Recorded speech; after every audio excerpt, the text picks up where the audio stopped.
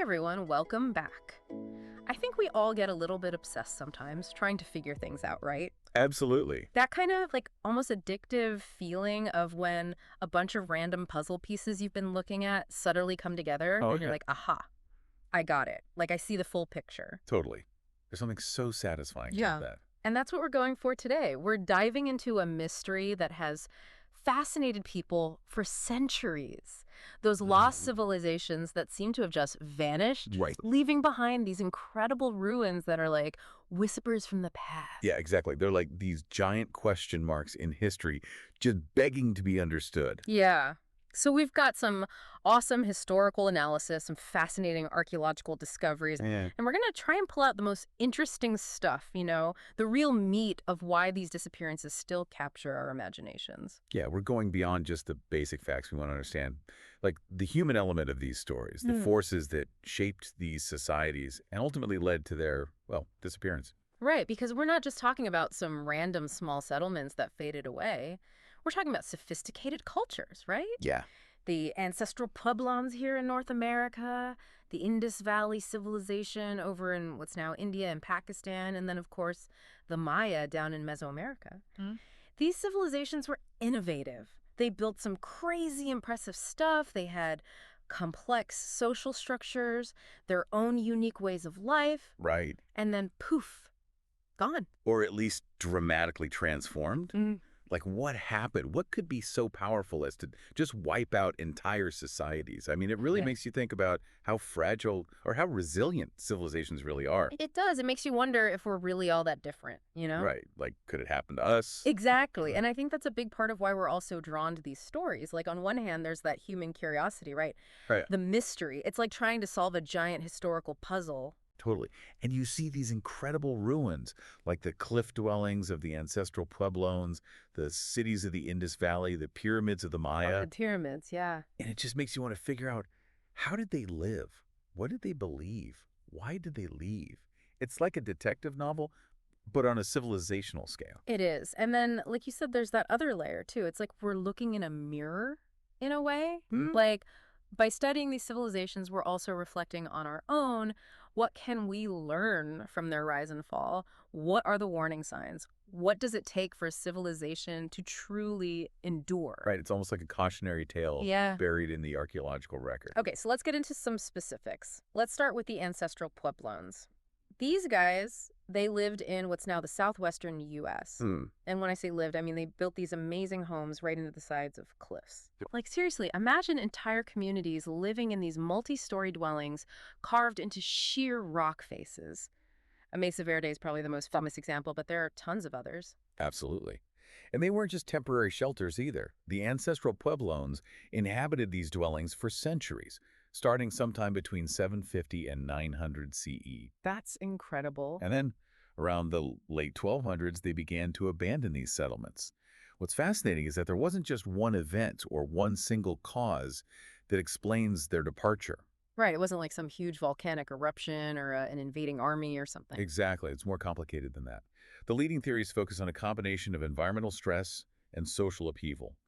For one, there's strong evidence that the region experienced a prolonged drought during that time, which would have made farming, their main source of sustenance, really difficult. Yeah, that makes sense. If you can't grow food, you've got to move. But then you also mentioned social upheaval. What does that mean exactly? Well, there are signs that point to increasing tensions within their society.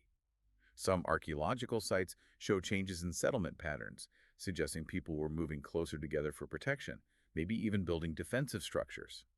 This could indicate increased conflict, either between different Puebloan groups or even within their own communities.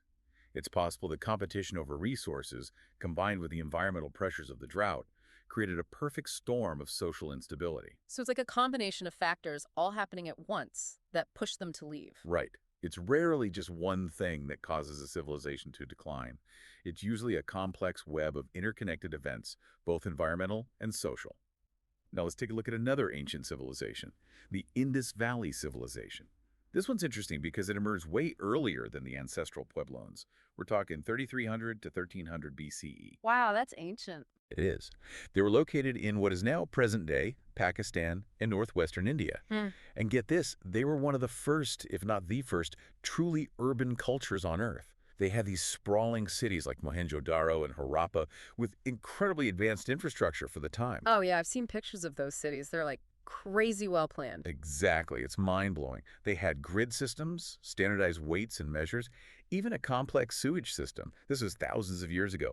And then, around 1900 BCE, they started to decline. So what happened to them? Why did they disappear? Well, like with the ancestral Pueblones, it's a bit of a puzzle. There are a few leading theories, but no definitive answers. One theory focuses on environmental changes. There's evidence that the Indus River system, which was vital for their agriculture and transportation, might have shifted course or experienced reduced flow due to climate change. Imagine the impact if the river that supported your entire civilization suddenly changed. That would be devastating. Yeah. Another theory, a more traditional one, points to an invasion by the Aryans, a nomadic people from Central Asia. This theory was popular for a while, but recent archaeological and linguistic evidence has kind of cast doubt on it being the primary cause of the decline. It's more likely that a combination of factors, including environmental stress, internal social changes, and possibly even interactions with other groups, led to their transformation. So it's a mystery still in progress, huh? Pretty much. Yeah. And that's part of what makes it so fascinating. Now, if we jump across the globe to Mesoamerica, we encounter another civilization that has captured the imagination for centuries, the Maya. These guys flourished for a really long time, building these incredible cities with massive pyramids, temples, and palaces. Well, yeah, the Maya. Their ruins are just mind-blowing. Like Tikal, for example. Right. That place is massive. It makes you feel so small walking through it. It does. And Tikal is just one example. There were many other major Maya cities like Copan, Palenque, and Chichen Itza, each with its unique architectural style and cultural innovations. The Maya were incredibly skilled in mathematics, astronomy, and art. They developed a complex writing system, and their calendar system was incredibly advanced, even predicting events far into the future. And then, boom, they experienced this major decline, right? Right. It wasn't as sudden or as complete as some people imagined, but definitely a significant shift. Around the 9th century CE, many of their major cities were abandoned or significantly reduced in population. This is what we often refer to as the classic Maya collapse. So was it another case of environmental pressures plus social upheaval? Well, there's definitely evidence of both. Researchers have found evidence of prolonged droughts during that period, which would have put a huge strain on their agricultural systems. Just like with the ancestral Pueblones and possibly the Indus Valley civilization. Exactly. It seems like drought was a recurring challenge for many ancient civilizations. But with the Maya, there's also clear evidence of internal conflicts and political instability.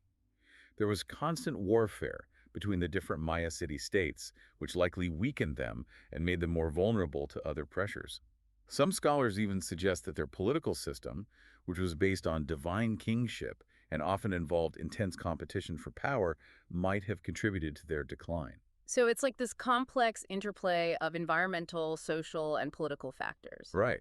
It wasn't just one thing that brought about the decline of the classic Maya civilization, but a whole bunch of interconnected issues that kind of snowballed over time. It's kind of like what we see happening in the world today, right? Like climate change, political instability, social unrest. Yeah. It's a reminder that even sophisticated, advanced societies are not immune to collapse. So if these disappearances were caused by so many different factors, how can we even begin to understand them? Like archaeology alone can't tell us the whole story, can it? No, it can't.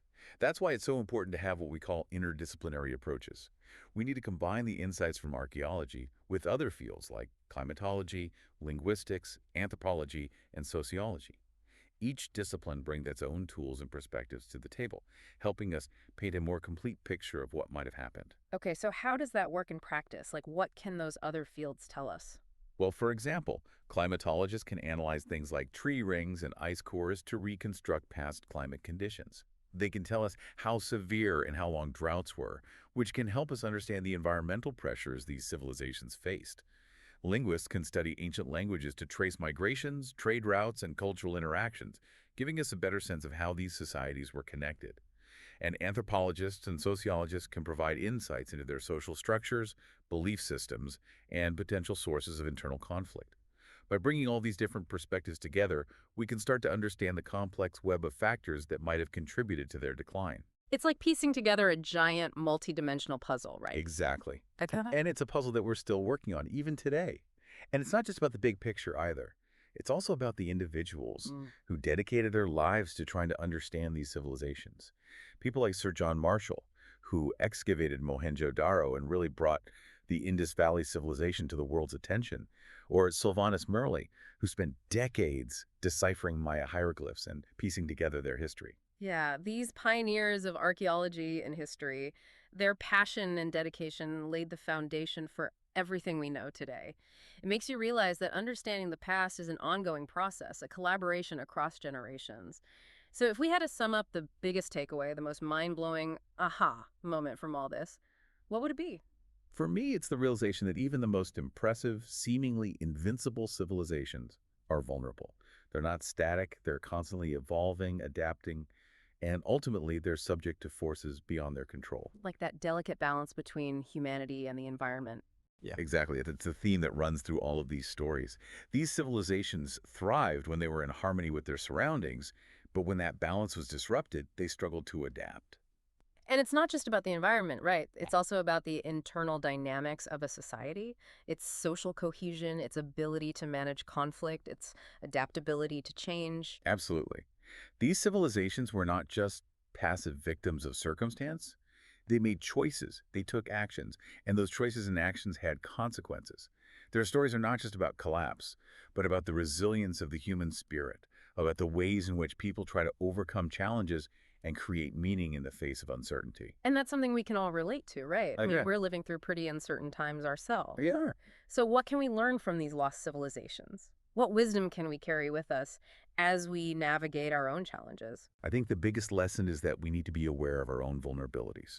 We need to be mindful of our impact on the environment. We need to foster social cohesion, and we need to be prepared to adapt to change. The past is not just a collection of stories. It's a source of wisdom, a guidebook for navigating the complexities of the present and the uncertainties of the future. Beautifully said. Well, that's been our deep dive into the mysteries of lost civilizations.